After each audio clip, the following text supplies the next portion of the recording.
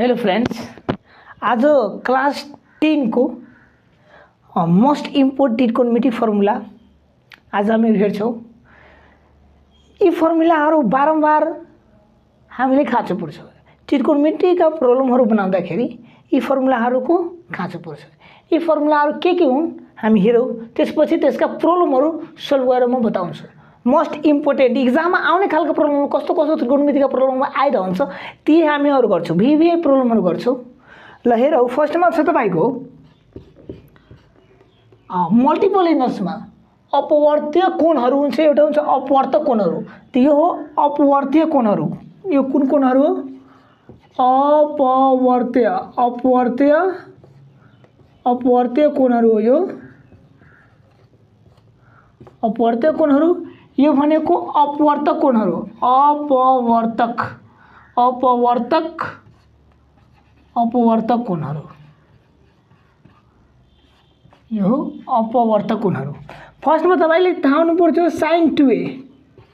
sin 2a को formula के हुन्छ? मल्टिपल एंगल्समा 2 sin a into cos a।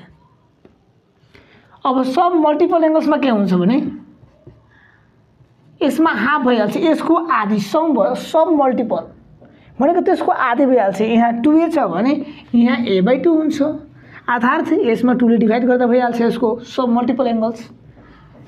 यसको फर्मुला हुन्छ तपाईको 2 sin a/2 into cos a/2। अब यो साइन को एउटै मात्र फर्मुला छ, sin 2a को 2 sin a into cos a।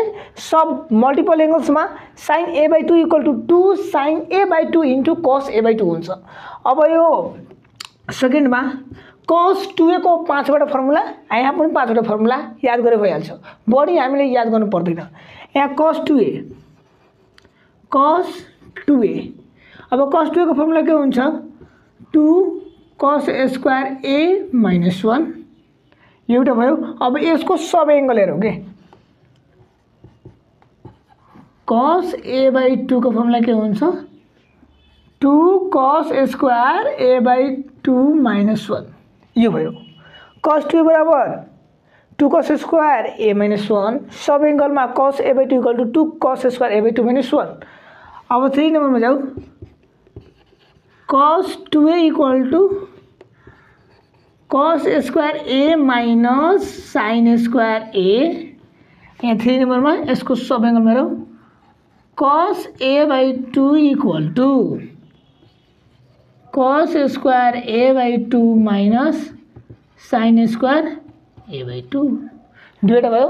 अब अर्को हेरौं, cos 2a equal to 1 minus 2 sin square a।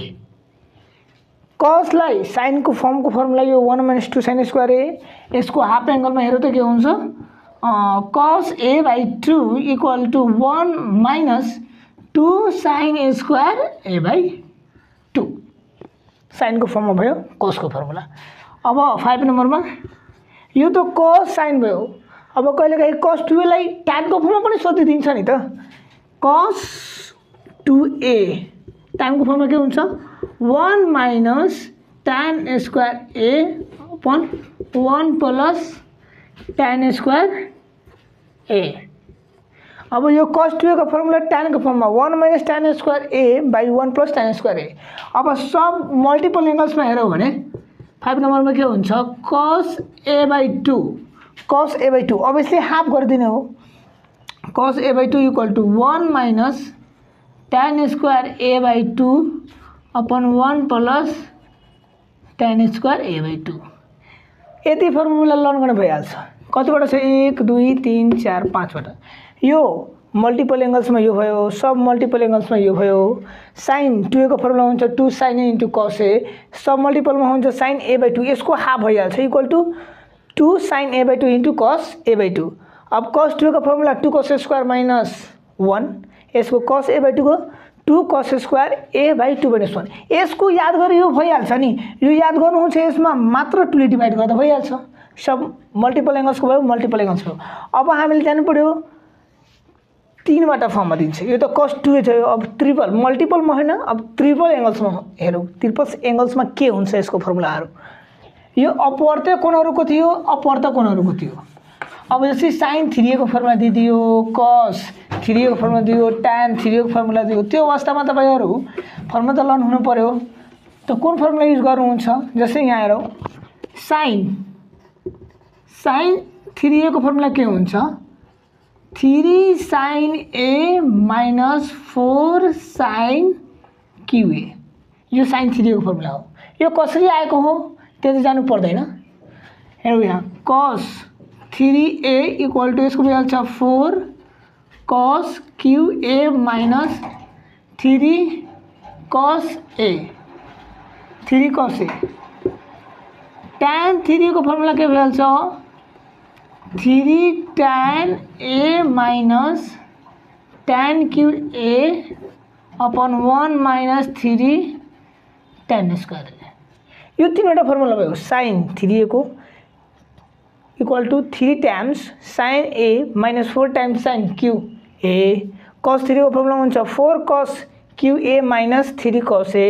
tan 3 को फर्मुला हुन्छ 3 tan a minus tan qa upon 1 minus 3 tan square. यो तीनवटा फर्मुला ट्रिपल एंगल को भयो। यो कुन एंगल को भयो? Triple angles. ट्रिपल एंगल्स, यो ट्रिपल एंगल्स को फर्मुला भयो। यति फर्मुला याद गरेपछि तपाईहरु त्रिकोणमितिको आधी प्रब्लम सल्भ गर्न सक्नुहुन्छ। किनभने यो च्याप्टरमा नि, यो त्रिकोणमिति च्याप्टरमा यो मुख्य फर्मुलाको भाइटल रोल हुन्छ। यी फर्मुला जबसम्म याद हामी गर्दैनौं तबसम्म हामी यसको प्रब्लम गर्न सक्दैनौं। ल अब चाहिँ अर्को भिडियोमा यसका प्रब्लम लिएर आउँछु। धन्यवाद।